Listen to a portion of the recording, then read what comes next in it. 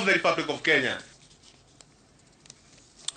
Na mtazamaji, kama nilivyokueleza kwa mwenzetu Emmanuel To, tuko naye moja kwa moja katika maeneo Ol Kalou, na kwa hivi sasa anatupa picha za jinsi ambavyo watu wanamiminika katika eneo hilo. Tumeona gavana naye amejitokeza mapema ili kwenda kutimiza haki yake ya kimsingi, haki yake ya kikatiba ya kuweza kupiga kura. Nataka nimpe nafasi Emmanuel To atueleze kinachoendelea. Emmanuel To.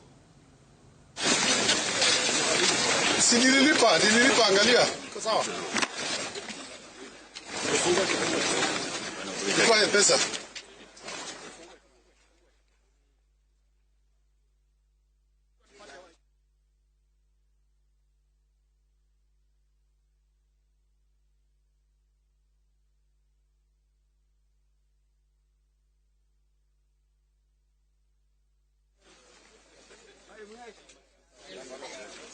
Sasa nimekwambia uniambie ndio niwashe hapa. Lazima niwashe hapa.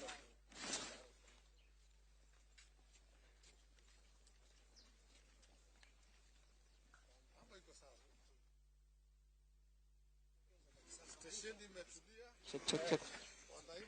Na asante sana Rashid. Huyo ni gavana wa kaunti ya Nyandarua, kaunti hii ambapo kuna uchaguzi tayari badilisha, akiingia kwenye kituo cha kupigia kura cha Ol Kalou Primary School. Hapa ndipo anatarajiwa kupiga kura pamoja na aliyekuwa tuko katika eneo bunge la Ol Kalou katika shule hii ya Ol Kalou Comprehensive School, ambapo anatarajiwa kupiga kura pamoja na wapiga kura wengine ambao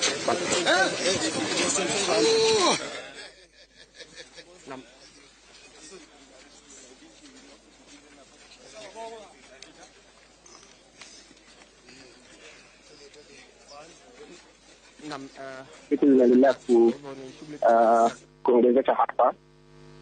Gavana pia anatarajia sasa kupiga kura. Ni hapa ndipo ambapo tunatarajia mbunge baadhi ya wabunge ambao wanamuunga mkono mgombea wa chama cha DCP Kamau Waweru kufika hapa pia dakika chache zijazo. Kwa hivyo ni shughuli ambayo inaanza kuongezeka kwa sababu tayari tunamwona mgombea wa chama cha UDA akipiga kura katika kituo moja ambayo ni kilomita kama 2 kutoka hapa, na kwa kuwa tunaangalia hali ambavyo gavana huyo atakuwa anapiga kura kabla ya kupata nafasi ya kusikia kutoka kwa mgombea wa chama cha DCP Sami Waweru. Na mtazamaji, nafikiri ndio hali halisi ambayo tumeweza kukuonesha hapo, ni kwamba Daktari Moses Kiarie Badilisha ambaye ndio gavana wa Nyandarua akijitokeza kutimiza haki yake ya kikatiba katika kuweza kushiriki katika uchaguzi mdogo katika eneo bunge la Ol Kalou. Na ukumbuke kwamba katika eneo hilo la Ol Kalou, eneo bunge, ndio kuna ofisi kuu ya kaunti ya Nyandarua. Kwa hiyo ofisi kuu ya kaunti ya Nyandarua ipo pia vile vile katika eneo bunge la Ol Kalou, na tumemwona Daktari Moses Kiarie Badilisha akiwa ameandamana na baadhi ya viongozi na watu wengine ambao wameenda kupiga kura katika maeneo hayo. Kumbukumbu akiwa anachukua pale, wenyewe wanasema anachukua ka selfie kabla ya kutekeleza haki yake ya kimsingi ya kikatiba. Yeye ni miongoni mwa wale wapiga kura 73,480 wameweza kusajiliwa na eneo hilo bunge, na pia yeye ni mmoja ya wale wananchi ambao wanatarajiwa kutekeleza haki yao ya kimsingi katika vituo hivyo vya kupigia kura 144, na yeye ni mmoja alikuwa anatarajiwa kujitokeza katika moja ya zile wadi 5 ili kutekeleza haki yake ya kimsingi. Ukiangalia kama umeweza kufuatilia chaguzi ndogo za ambao tumeweza kuziangazia hapa katika runinga sisi za hapo awali, idadi ya wananchi walijitokeza asubuhi ya leo ni tofauti. Maana wakati fulani kwani kwamba unaona kwamba idadi inakuwa chache, ama wakati mwingine tunaona kwamba ni wale wakongwe wamejitokeza mapema, vijana bado.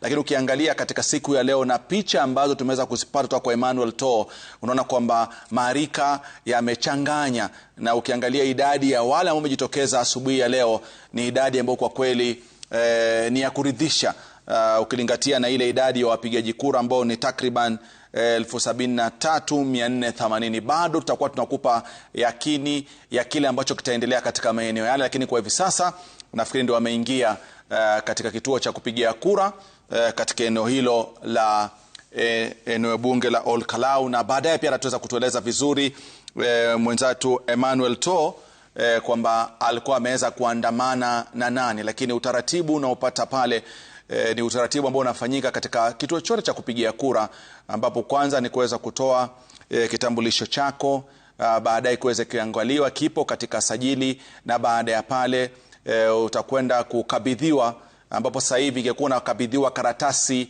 zaidi ya moja, lakini hapa ni moja tu, maana yake unakwenda kuchagua kiti kimoja ama mwaniaji mmoja ambaye ni wa ubunge peke yake. Katika uchaguzi ule mpana ama uchaguzi mkuu unakuta mtu ana karatasi zake za mwakilishi wadi, mwakilishi mwanamke, mbunge, seneta, gavana, kwa anakwenda na rais alikadhalika. Lakini kwa hivi sasa itakuwa tu ni karatasi moja atakayopewa ili akatekeleze haki yake ya kimsingi. Lakini hilo litafanyika wakati wameweza kujiridhisha wale mawakala wa IEBC kwamba huyu yupo katika sajili na yeye kweli alisajiliwa na yupo katika kituo hichi cha kupigia kura. Kwa hiyo baada ya hapo atakwenda kupigia kura. Kitakachofuata ni kuweza kuweka ithibati ya kwamba tayari huyu ashapiga kura, ndio asiende akapiga kura sehemu nyingine. Ndio wino mara nyingi unatumika kuhakikisha kwamba huyu ashapiga kura. Mapema tuliweza kusikia baadhi ya kauli kwamba je, mjadala wa watu ambao wana tabia ya kwamba kabla apige kura ama kabla atoke katika kile kijisanduku cha kupigia kura anapiga picha kuonesha kwamba nimepiga hapa. Je, tamaduni ile ni ya kukumbatiwa au la? Kuna baadhi wameweza kuipigia shock kusema kwamba haipendezi, italeta heka ambayo hairuhusiwi katika mtandao wa kijamii, na wengi wakashauriwa kwamba ukifika pale upige kura iwe ni siri yako, usituambie ulimpigia nani kwa kuchukua picha na kueneza katika mtandao wa kijamii, lakini we mwenyewe unajua nimeenda kumchagua yupi na kwa nini. Itakuwa ni jambo la busara zaidi. Kwa hiyo wakazi wa Ol Kalou cha msingi ni wajitokeze kwa wingi, wachague kiongozi ambaye wanamuhitaji, kwa sababu kama alivyosema Emmanuel To, katika vituo ambavyo ameweza kupiga ziara na kutembea, hali shwari, toka katekeleze haki yako ya kimsingi, rudi nyumbani, kaa kitako, subiri wakati wa kuweza kuhesabiwa kwa kura. Baadaye atakuwa amechaguliwa na wengi, ndiye atapewa usukani wa kuchukua kiti chake kilichoachwa na marehemu David Njuguna Kiarao. Lakini kwa sasa ni wananchi watekeleze haki yao ya kimsingi. Mtazamaji, nafikiri ni eneo ambalo limeweza kuwa na mambo mengi katika kipindi cha takriban kama mwezi mmoja. Tumeona kampeni kumradhi za kitofauti zaidi, ambapo wananchi wamejitokeza, baadhi ya viongozi wameweza kujitokeza, wananchi wakifurahia jinsi ambavyo kampeni zilikuwa kwa natija kwao wao. Kwa baadhi wakikashifu kwamba kampeni hizi hazikuwa sawa, lakini mwisho wa kwisha amani katakikana ifanyike. Na kwa hivi sasa ni mbivu na mbichi zitajulikana wakati sekunde zinapereji na kuwa dakika kuvunja ungo na kuwa jisaa pia vile vile kupevuka na kuwa masaa. Wa Kenya watajua ni nani anastahili kuweza kupewa cheti kama mbunge kuweza kusukuma eneo bunge la Ol Kalou.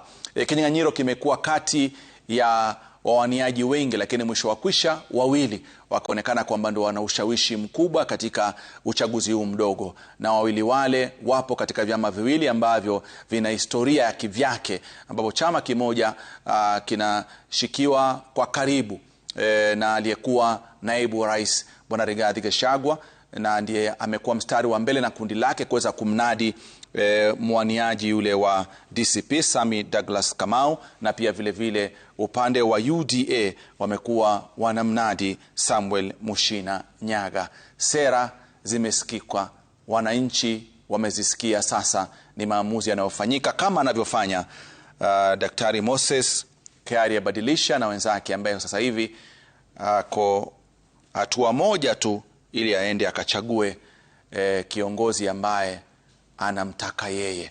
Unaambiwa kura ni siri, na katika falsafa ya Sisemi Kitu tunasema kura ni kuchukua uamuzi, raia afaidike. Falsafa ya Sisemi Kitu ni kwamba K ni kuchukua, U ni uamuzi, R ni raia, A afaidike. Lakini utafanya makosa kama utachukua uamuzi, raia ateseke. Kwa hiyo kibarua kipo katika ile A. Je, utaitumia afaidike ama utaitumia raia ateseke?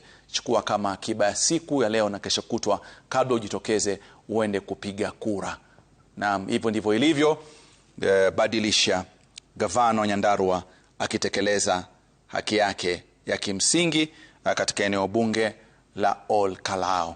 Na ukumbuke kwamba kila Mkenya ambaye katika maeneo yale ya Ol Kalou ambaye alijisajili kama mpiga kura katika maeneo yale ana kila sababu ya kwenda na kutekeleza haki yake ya kimsingi katika uchaguzi mdogo ambao unaendelea katika maeneo yale. Kama nilivyokueleza mapema kwamba tutajaribu tuweze kuangalia ushindi kwa upande wowote utakuwa unaashiria nini, na ambao watapata kura chache watakuwa inaashiria nini. Je, tunataka kuangalia idadi yatakayekuwa na kura nyingi na yule ambaye atakuwa na kura chache, ule mwanya uliopo wa kura utakuwa unaashiria nini? Endapo watapata nyingi na muache mwenzake kwa nyingi, utakuwa unaashiria kitu gani? Na kama wataachana kwa idadi ya kura chache, itakuwa inaashiria kitu gani? Kumbuka, kitakachofanyika katika siku ya leo kitakuwa kinachambuliwa kama kimezaliwa katika sera zilizouzwa katika kampeni, ama itakuwa kimezaliwa katika yale yaliyopatikana katika kampeni. Pia ni baadhi ya mambo ambayo atakuwa yanazungumziwa na wachanganuzi ambao atakuwa hapa studioni. Itakuwa ni matunda ya sera zilizosikika ama itakuwa ni matunda yaliyojiri katika kampeni hizi za Ol Kalou. Kwa hiyo kuna mengi ambayo huwezi kuyatenga na uchaguzi mdogo wa Ol Kalou. Kuna vitu ambavyo huwezi kuviacha. Kuna vitu ni kama pacha kwa yale ambayo yaliyojiri, na kuna vitu ambavyo viko hapa sana vinazungumzia ubabe wa vyama, ushawishi wa vyama. Ni baadhi pia masuala ambayo yatajitokeza kwa mujibu ya matokeo atakayokuwa katika uchaguzi mdogo. Matokeo yawe ya upande wowote yatakuwa pia vile vile yanachangia pakubwa kwa ushawishi na umahiri wa vyama viwili vya kisiasa. Na kama nilivyokueleza ni kwamba ni watu ambao walikuwa kambi moja katika vyama hivi, lakini walitofautiana labda pengine kisera, kifalsafa na sababu nyingine ambazo wenyewe wanazijua zaidi. Kwa hiyo ni uchaguzi ambao kwa kweli ni wa kihistoria katika vyama hivi viwili, na yule ambaye atapata kura nyingi katika uchaguzi kukamilika, bila shaka atakuwa na fursa ya kujitokeza na kujitamba na kusema kwamba nimefanya kitu fulani, na labda pengine katika siku za usoni nitafanya zaidi ya hizi. Na yule ambaye pia vile vile atakuwa amepata kura chache itakuwa inamuuma kwa kiasi fulani. Lakini wapo wale wananchi ambao wameweza kuona viongozi wakienda wakipiga kampeni za aina tofauti tofauti. Tumeona miradi ikiwa inasukumwa kwa kasi katika maeneo yale. Tumeona wananchi katika pande zote wakisema kwamba angalau ikifika jioni na mimi nilikuwa kwa nachemsha, lakini sasa hivi inaenda kukaanga. Baadhi ya wananchi pia wamekuwa wakipata ile fursa ya kwenda kukaranga badala ya kuchemsha. Je, ni mtindo ambao tungependa tuuone katika siku za usoni, ama ni mtindo ambao tusingeupenda, ama tukubali ya kwamba tukatae? Vipi? Hii ndio hali halisi ya tamaduni ya kura zetu.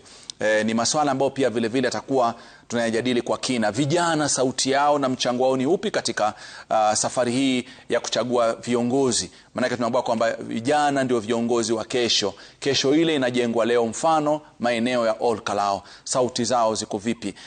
Kuna baadhi wameweza kusema kwamba vijana wanatumiwa kwa mabaya, na kuna baadhi wanasema la hasha, vijana wanaweza kutumiwa kwa mazuri. Vijana watakuwa wanawakilishwa hapa studioni, watu eleze mengi. Lakini kwa sasa hivi kama unaangalia katika runinga yako ya Citizen, basi ndi hali ilivyokuwa ya Daktari Moses Kiaria Badilisha ambaye anatekeleza haki yake ya kikatiba.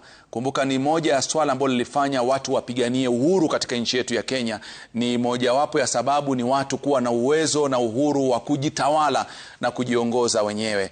tuna historia nyingi. Tukatoka katika ule mfumo wa kupiga foleni na kuwekwa debe mbele na kutumbukiza kwenye kadamnasi paruanja, mpaka sasa hivi unakuwa unabaki wewe na kachumba chako kadogo kakufanya maamuzi yako ya busara. Tumepiga hatua kama taifa, lakini je, tunajua ni kitu gani kilitufanya tukapigania uhuru huu? Na ndio maana unaambiwa kila siku, hakikisha maamuzi yako hayajashawishiwa na kitu chochote. Maamuzi yako yameshawishiwa na sera ambazo ulizisikia.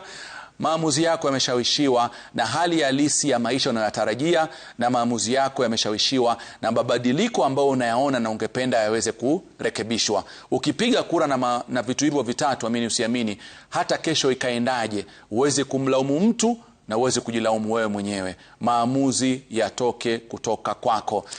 Naona shughuli inaendelea, wapiga kura, na kama nilivyokuambia zamani kwako ni kwamba watu wazima wanajitokeza mapema wakisaidiwa.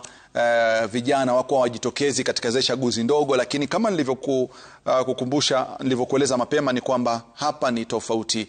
Wakongwe wako pale, nyanya zetu, mama zetu, mashangazi wanasaidiwa kwenda kutekeleza haki yao ya kimsingi, kumaanisha hakuna atakayeachwa nje. Ni mlemavu atapiga kura yake, ni bikizee, ni babu atapiga kura yake, ni kijana atapiga kura yake, ni makamo atapiga kura yake. Hakuchaguliwi dini, hakuchaguliwi jinsia, hakuchaguliwi eneo. Uchaguzi ni wa eneo bunge la Ol Kalou. Waliojisajili kama wapiga kura wa eneo bunge la Ol Kalou wanatekeleza haki yao ya kimsingi, na ndivyo inavyoonekana katika picha hizo za moja kwa moja tukitoka katika maeneo hayo ya Ol Kalou, ambapo mwenzangu Emmanuel To yuko katika maeneo yale, lakini kwa sababu ya angavu ilivyopo na idadi ya watu walio pale ndani, kidogo angavu ulikuwa inampiga chenga. Lakini baadaye nadhani atatueleza katika wawaniaji hawa, labda pengine baada ya kupiga kura